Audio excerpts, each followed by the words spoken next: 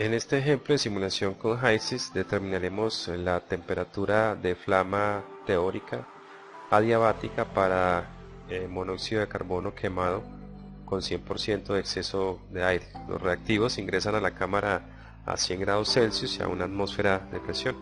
Es un ejemplo del capítulo 5, el 526 del Himmelblue en la página 458. Entonces el objetivo de la simulación es determinar a qué temperatura salen los gases de combustión que corresponderán pues a la reacción. Recordemos que las condiciones para este cálculo son que los reactivos se queman completamente el combustible y que no hay intercambio de calor con el exterior, de forma que la temperatura a la que salen los productos será la temperatura de la reacción.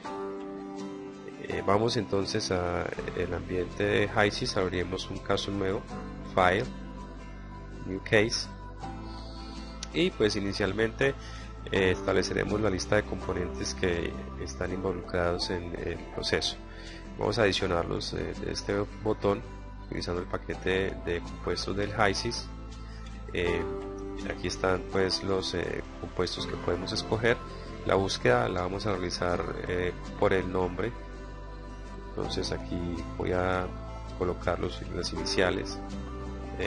Está aquí en las sugerencias tanto el monóxido de carbono, que es un reactivo, como el dióxido de carbono, que es un producto. Entonces, utilizando la tecla control podemos señalarlo simultáneamente y lo vamos a adicionar pues a la lista actual. De la misma forma procedemos con el oxígeno, lo adicionamos a la lista de componentes, y con el nitrógeno.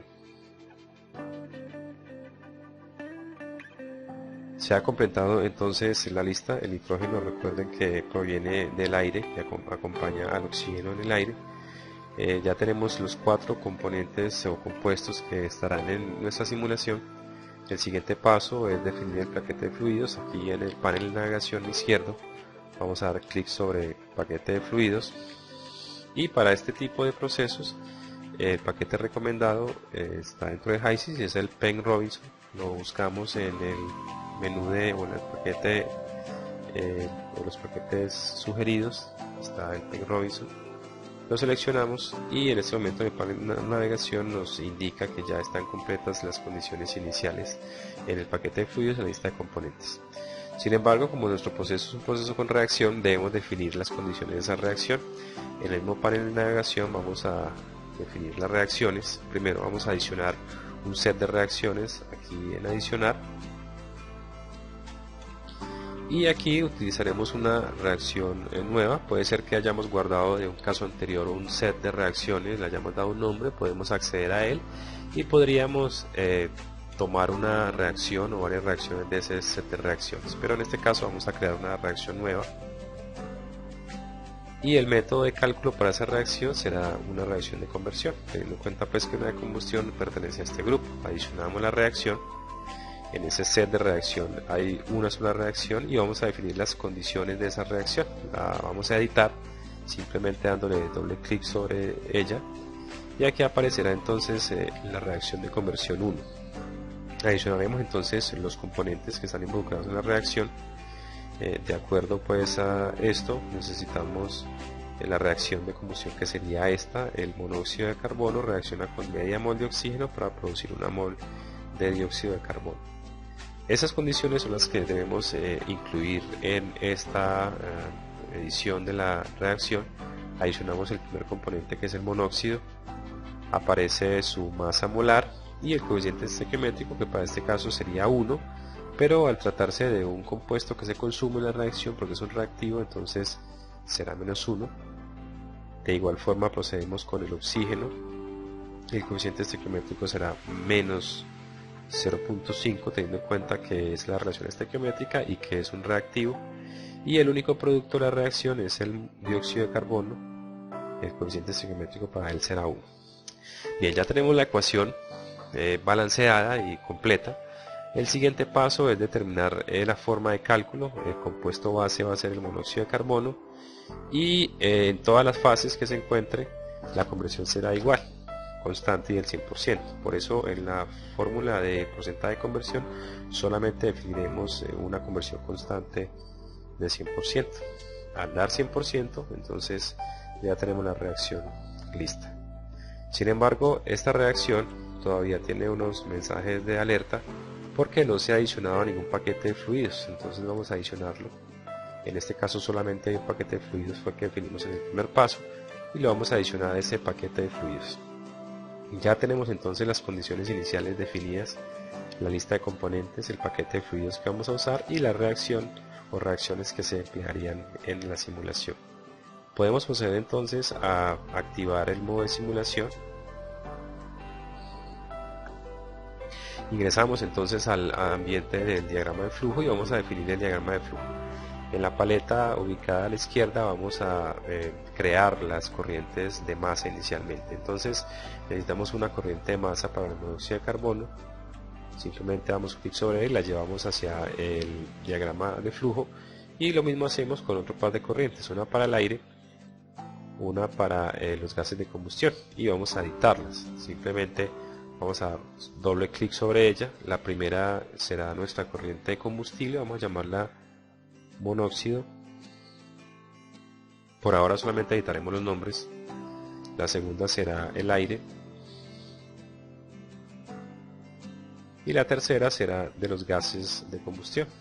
Vamos a llamarlo simplemente gases. Bien, entonces tenemos en este momento ya sobre el diagrama de flujo las tres corrientes que nos importan: el monóxido de carbono, el aire y los gases de combustión. El proceso se lleva a cabo en un reactor de conversión que lo podemos seleccionar del menú columnas y buscamos cuál es el reactor de conversión, que es este de acá. Este es un reactor de equilibrio, pero nosotros tenemos una reacción de conversión. Entonces vamos a dar clic sobre él y lo llevamos hasta el diagrama de flujo. Aparece entonces el conversor genérico. Vamos a variar algunas de las condiciones de los parámetros. Primero el nombre. Vamos a llamarlo cámara adiabática. Las corrientes de entrada serán entonces la corriente del monóxido, una de ellas, y la otra, la corriente del aire. La salida en la parte superior será la que hemos llamado gases. Observen que en la parte inferior es necesario definir una corriente líquida, así las condiciones actuales nos digan que no hay un líquido que se produzca porque todas las sustancias o compuestos están en fase de vapor. Bien, entonces cerramos y aparecen conectadas entonces las corrientes de entrada monóxido y el aire, y de salida los gases de combustión y el líquido. Aquí en las características de este equipo no vamos a producir o a generar una corriente de energía porque precisamente la cámara está aislada, es decir, cualquier calor que se produzca o el calor de la combustión será absorbido por los gases, lo que hará pues que la temperatura de ellos se incremente, y precisamente esa propiedad es la que necesitamos determinar: cuál es la temperatura de llama adiabática, es decir, a qué temperatura salen los gases de la cámara de combustión. Bien, entonces todavía no habíamos editado las corrientes, vamos a hacerlo en este momento. La primera corriente de monóxido, simplemente doble clic sobre ella. Se abre entonces el formulario para ingresar las demás condiciones. La temperatura era de 100 Fahrenheit. En este momento tenemos que todo el sistema de unidades es el sistema inglés. Podemos cambiarlo. Vamos a la parte del menú, aquí en Home, y aquí en Unit Sets podemos cambiarlo al sistema internacional, simplemente dando clic acá y cambiándolo al sistema internacional. Ahora pueden observar que las unidades de medida están en el sistema internacional. Entonces vamos a ingresar la temperatura, 100 grados Celsius, la presión era de una atmósfera, el flujo será de 1 libra-mol o kilogramo-mol en este caso por hora. Para el monóxido precisamente es lo que nos pedían. Vamos a tomar una base de cálculo de 1 kilogramo-mol.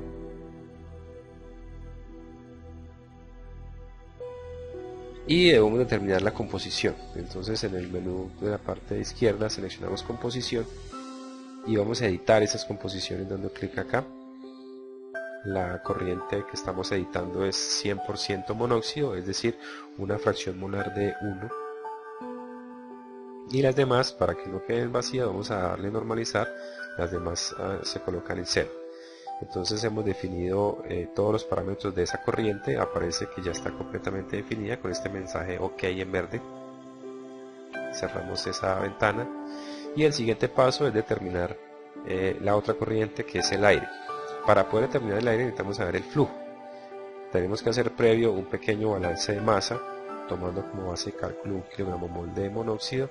La estequiometría de la ecuación nos dice que 1 kgmol de monóxido necesita media kgmol de oxígeno, y vamos a utilizar un 100% de exceso, es decir, 100 kilogramos más otros 100 de exceso, nos dan 200 kilogramos por cada 100. Aquí tendríamos el oxígeno suministrado, pero necesitamos saber cuánto aire. Entonces utilizamos la relación de composición entre el oxígeno en el aire, lo que nos da que por cada kilogramo mol de CO que ingresa necesitamos 4.79 kilogramos mol de aire. Ese es el valor del flujo que vamos a emplear. Entonces editamos esa corriente y el flujo molar será de 4.76 kilogramos mol por hora. La temperatura también es de 100 grados Celsius, y la presión nuevamente será de 1 atmósfera. La composición será la composición del aire, es decir, un nitrógeno en 0.79 en fracción. Se nos abre pues el menú en la primera parte, y oxígeno 0.21 en fracción molar. Le damos OK, de forma que ya hemos definido completamente esa corriente. Aquí aparecen las dos corrientes en un azul más intenso, de forma que ya están completamente definidas. En la cámara aparece todavía la corriente de gases indefinida, no sabemos la temperatura, la presión y el flujo molar, y tampoco de esta corriente de líquido. Y la cámara todavía aparece sin definir.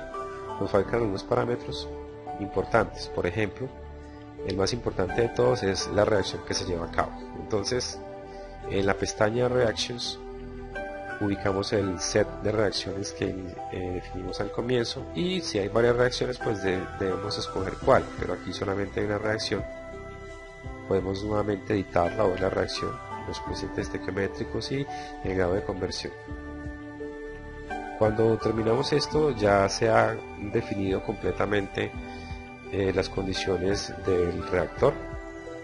Cerramos y podemos observar que ya se han definido las demás corrientes. La corriente de líquido aparece una temperatura, una presión y un flujo de 0, lo que significa que ninguno de los componentes se condensa, que todos se mantienen como gases.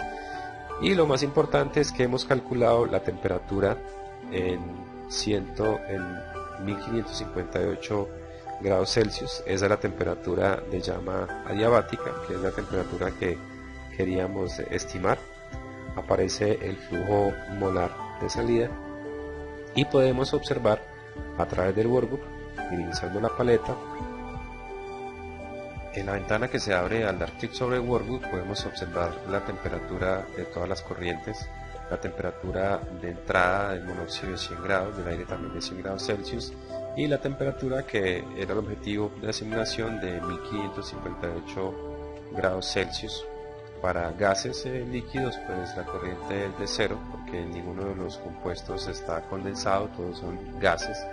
Otra forma de observar los resultados de la simulación, volvemos al diagrama de flujo y sobre el panel podemos dar clic derecho y adicionamos una tabla de workbook. Tenemos pues varias alternativas: la corriente de material, composiciones o energía.